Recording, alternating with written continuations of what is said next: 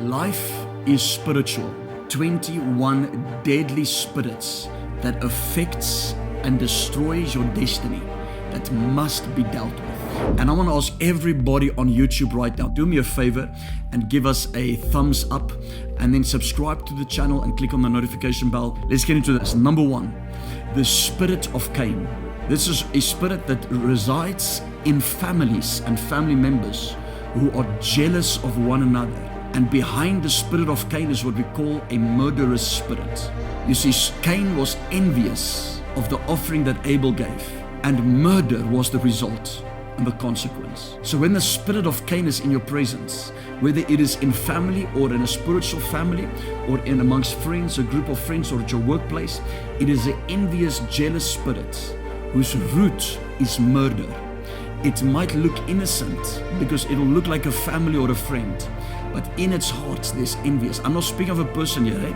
Remember, it will manifest in people, but I'm speaking of a spirit, and it will murder you for what you have. Number two, the Spirit of Pisgah, the spirit of almost. You see, this was when Moses stood on the mountain of Pisgah, and the Lord showed him the promised land, meaning Moses was standing on the mountain called Pisgah, and he saw the promised land.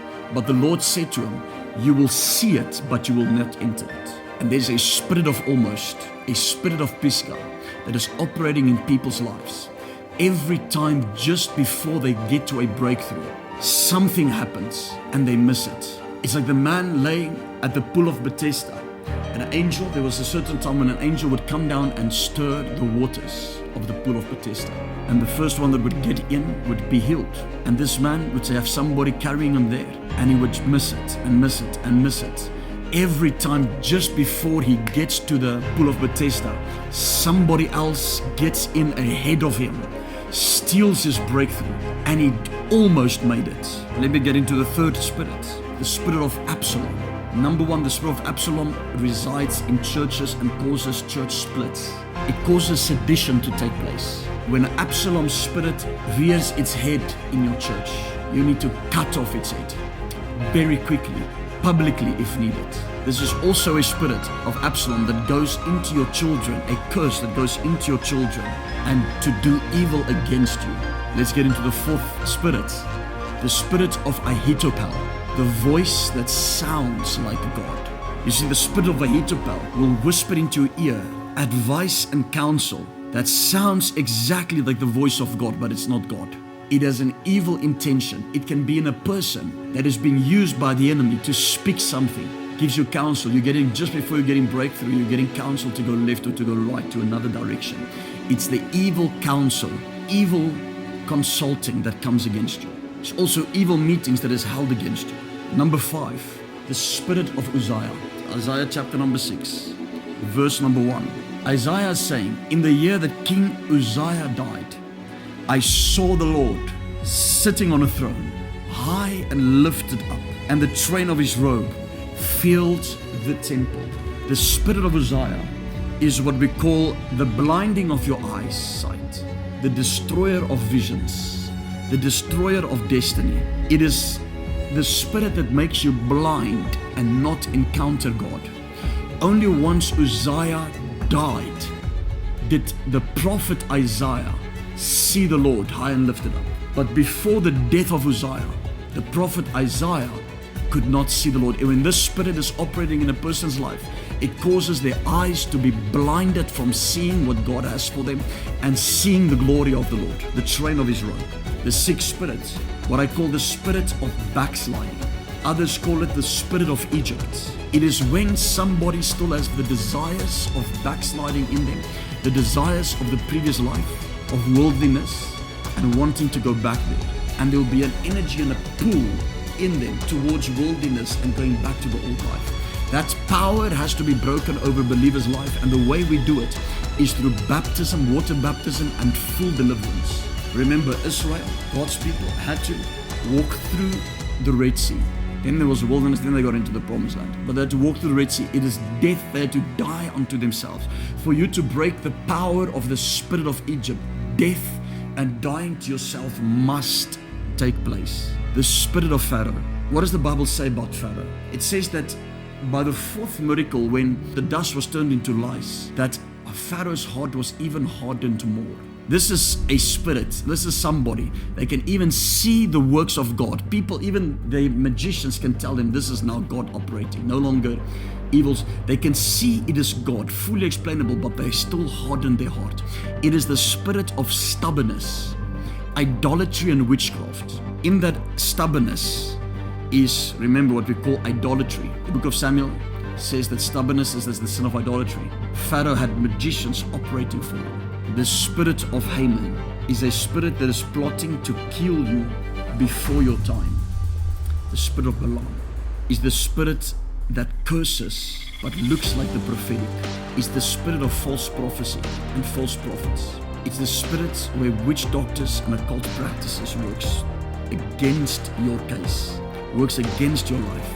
The spirit of Korah, Dathan, and Abiram. If you see what happened to Korah, you see how the earth opened up and swallowed them, God's judgment. But this spirit always plans behind the scenes with evil counselors to bring you, to cause your downfall, to get to the spirit of Goliath. This is a boasting spirit, a loud spirit.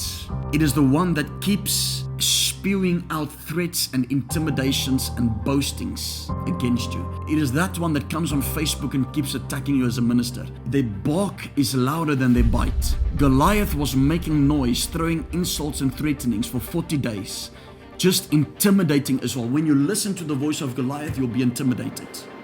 Goliath requires a plan and a militant force against it. With Goliath, you must be offensive and not defensive.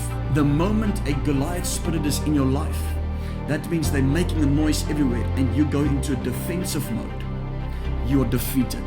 You need to know how to go into an offensive mode with this one and remove it. The spirit of Lot, the spirit that blinds you from seeing what God has for you, number one. Number two, the spirit of Lot is extra luggage. Abiram had to let go of Lot. The moment he cut off Lot, the Bible says Abraham lifted up his eyes and he saw what God had for him. There are lots in your life that you have to cut off. There are extra luggage and extra baggage. I'm going to get to the 14th spirit, I believe it is, the spirit of Gehazi. This is the one that is a covetous spirit. It is a spirit that is wanting to have something before its time. And this can operate in your life. For ministers, this might be people around you. I always tell everybody in my ministry, there is a time to receive and there's a time not to receive. When I was in training, when I was serving my spiritual father, when I was training in ministry, it was a time not to receive. When I was sent out into ministry, it was now a time to receive. And a lot of people confuse these two times. They end up getting what they have, but they kill their destinies. The spirit of Saul, this is similar to the spirit of Pharaoh. The spirit of Saul is a stubbornness towards God, but it is also the spirit of self-exaltation and hypocrisy.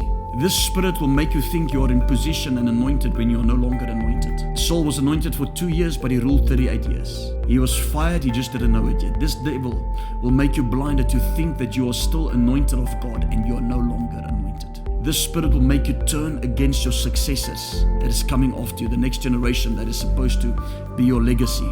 I dealt with the spirit of Saul in my life. The spirit of Jezebel. It is the spirit that is coming after prophets and any prophetic ministry. It is the spirit that silences the voice of prophets. It is the spirit that operates in manipulation, intimidation, and domination. It is the spirit that operates in accusation. It suffocates you and it silences you and it intimidates even the greatest of prophets. It is a spirit that will cause you to go into depression. Jezebel is not somebody that wears red lipstick and a red dress. It is a man in a suit. It is a young preacher in jeans and a t-shirt, dressing nice. The 17th spirit, the spirit of Demas.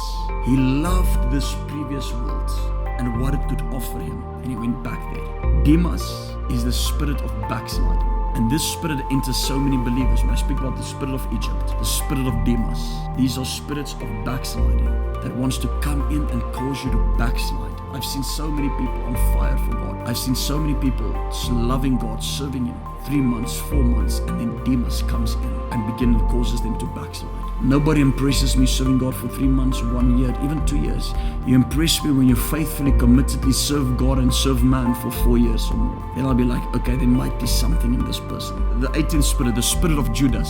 This is the spirit of disloyalty, treachery, and conspiracy. The one that is close to you but conspires your downfall, causes a treachery, and is disloyal. Spirit of Judas will sell you out for a buck, just like that.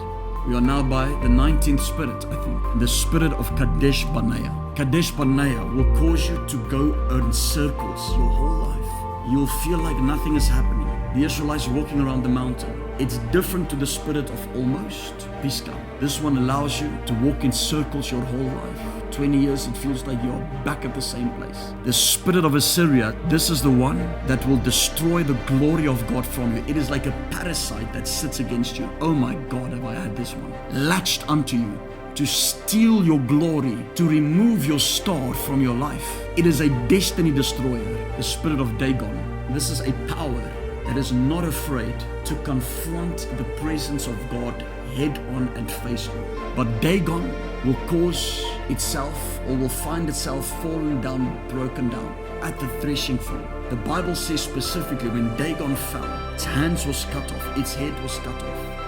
At the threshing floor, a testing line. There are many that carries a spirit of Dagon. But once they are being tested by the presence and the glory, the manifest glory of God, they find certain things in their life to be cut off. And Dagon wants to cut off those things in your life.